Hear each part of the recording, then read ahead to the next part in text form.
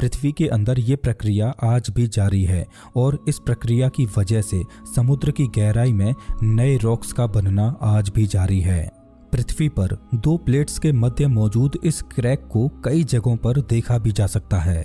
दोस्तों, पृथ्वी की क्रस्ट और मेंटल का ऊपरी भाग बड़े बड़े हिस्सों में विभाजित है, जिसे टेक्टोनिक प्लेट्स बोला जाता है। पृथ्वी की ये बड़ी बड़ी प्लेट्स ओशियनिक क्रस्ट और कॉन्टिनेंटल क्रस्ट से मिलकर बनी हैं। टेक्टोनिक प्लेट्स के जो किनारे होते हैं उन्हें प्लेट बाउंड्रीज बोला जाता है। टेक्टोनिक प्लेट्स के किनारों पर ही सबसे ज़्यादा जियोलॉजिकल घटनाएं घटती हैं, जैसे कि प्लेट बाउंड्रीज के पास ही सबसे ज़्यादा भूकंप आते हैं। प्लेट की बाउंड्रीज के पास ही ऊंची ऊंची पर्वतमालाएं बनती हैं, ज्वालामुखी फटते हैं और ओशियनिक ट्रेंचेज बनते हैं। टेक्टोनिक प्लेट्स में होने वाली इस मूवमेंट को कॉन्टिनेंटल ड्रिफ्ट बोला जाता है।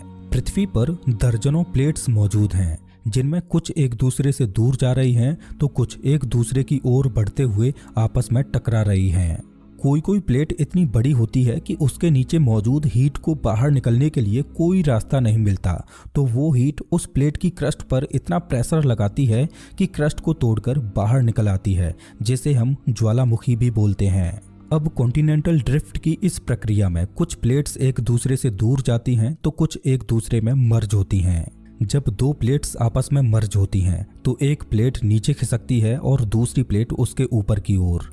जो प्लेट नीचे जाती है उसके रॉक्स पिघलकर लावा में बदल जाते हैं और पृथ्वी के अंदर ये प्रक्रिया लगातार चलती रहती है, जिससे उन दोनों प्लेट्स के ऊपर मौजूद कॉन्टिनेंट्स एक दूसरे के पास आते जाते हैं और उन दोनों कॉन्टिनेंट्स के बीच मौजूद समुद्र की दूरियां कम होती जाती हैं। और एक समय ऐसा आता है कि दोनों कॉन्टिनेंट्स आपस में टकरा जाते हैं और एक सुपर कॉन्टिनेंट बना देते हैं।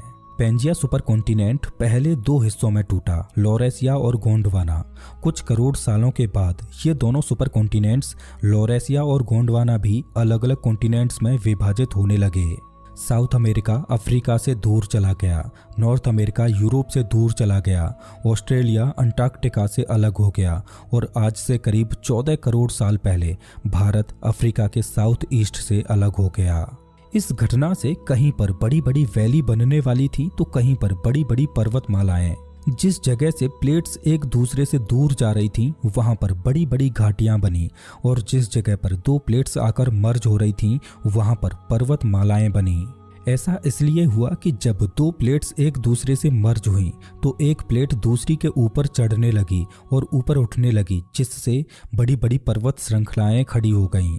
जिस तरह पृथ्वी पर पर्वतमालाएं बन रही थीं, उसी तरह जिस जगह से दो प्लेट्स टूटकर अलग हुई थीं वहां पर बड़ी बड़ी